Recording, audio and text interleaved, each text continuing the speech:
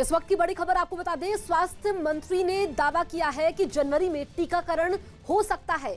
तो corona virus को लेकर के एक अच्छी खबर सामने आ रही है। स्वास्थ्य मंत्री ने दावा किया है कि जनवरी में टीकाकरण हो सकता है, यानी कि कितने लोगों का ये टीकाकरण होगा शुरुआत में ये अभी जानकारी सामने आएगी, लेकिन कोरोना थोड़ा कमजोर जरूर पड़ा है भारत में, ये भी एक अच्छी खबर है। लेकिन इस बीच जनवरी में, क्योंकि अब साल खत्म होने में कुछ ही दिन का समय बचा है, ऐसे में ये राहत की खबर है। स्वास्थ्य मंत्री हर्षवर्धन ने दावा किया है कि जनवरी में टीकाकरण हो सकता है।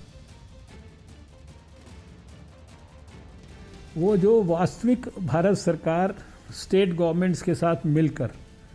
स्टेट लेवल, डिस्ट्रिक्ट लेवल और इवन ब्लॉक लेवल तक की जो तैयारियां कर रही है, पिछले 4 महीने से कर रही है। वैक्सीन को हो सकता है कि लगाने में अभी और 1-1.5 महीना लगे, लेकिन हम तैयारी 4 महीने से कर रहे हैं। आपने भारत की योग्यता और क्षमता की बात की है, तो आज से 25-26 साल पहले मैं आपको स्मरण कराना चाहता हूं कि भारत में दुनिया के 60% पोलियोग्रस्त बच्चे होते थे और सारे देश के एक 5 साल से छोटे बच्चे को एक साथ एक दिन लाखों पोलियो केंद्र पर वैक्सीन देने का -20 डिग्री सेंटीग्रेड पर काम भारत ने अपने हाथ में लिया। मुझे उस काम का सपना देखने का मौका मिला, भगवान की कृपा से आशीर्वाद मिला, लोगों का सहयोग मिला। हम लोगों ने पहले दिल्ली में करके दिखाया, फिर दिल्ली के सक्सेसफुल मॉडल को देश ने फॉलो किया, देश के मॉडल को बहुत सारे दक्षिण पूर्व एशिया के देशों ने फॉलो किया और हमने सारे देश को लगातार 2 दशक से ज़्यादा जो है बच्चों को वैक्सीन दिया, जिसके परिणाम स्वरूप 2014 में भारत विश्व स्वास्थ्य संगठन की तरफ से सर्टिफाइड पोलियो फ्री नेशन की कैटेगरी में आ गया। और अभी तो दुनिया का सबसे बड़ा यूनिवर्सल इम्यूनाइजेशन प्रोग्राम हम चलाते हैं, जिसमें 12 वैक्सीन हम सब बच्चों को देते हैं निःशुल्क।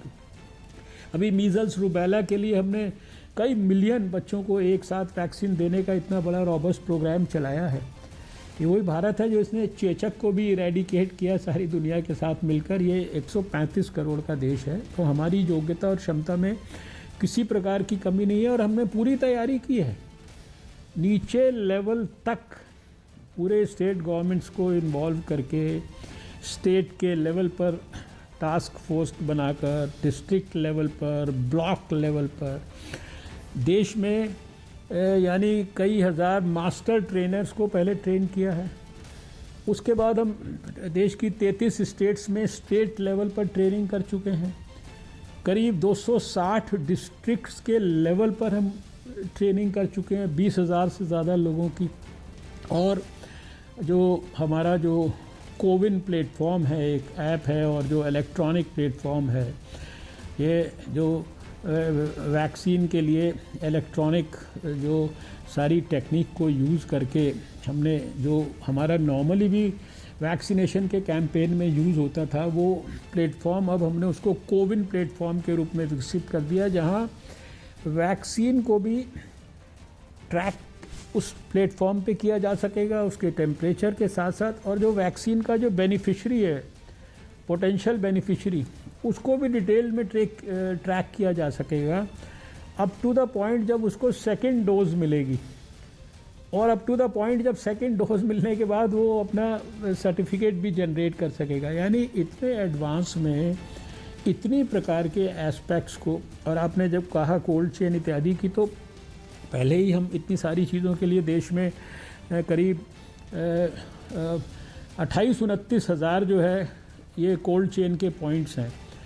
और इसके ऊपर 86,000 से ज़्यादा हमारे जो है कोल्ड चेन के इक्विपमेंट्स के पॉइंट्स हैं जहां ये सब उपलब्ध है। सारे देश की हमने स्टेट्स के साथ मिलकर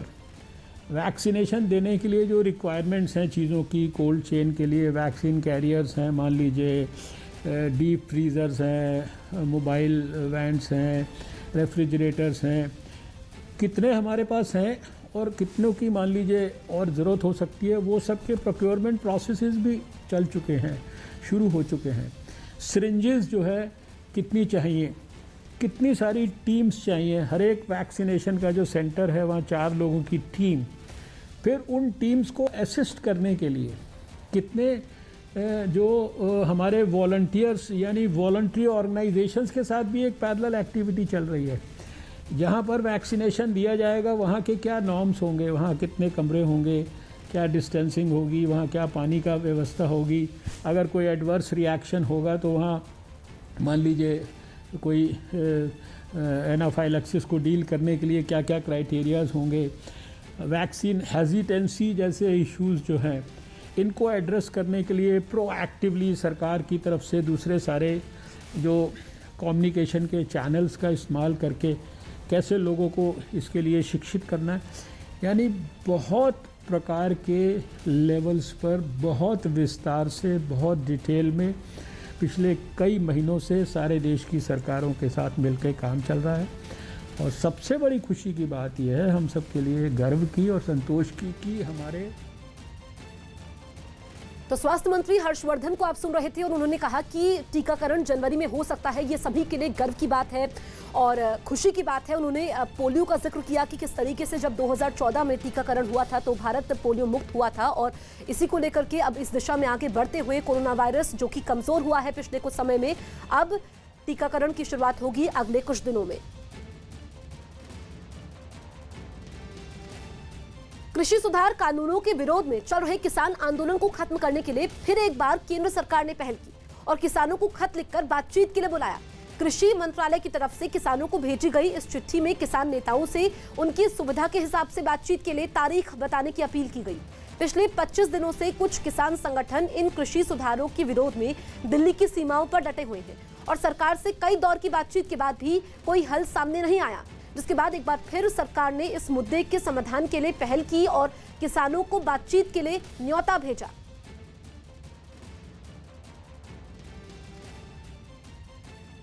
एक दिन पहले पीएम मोदी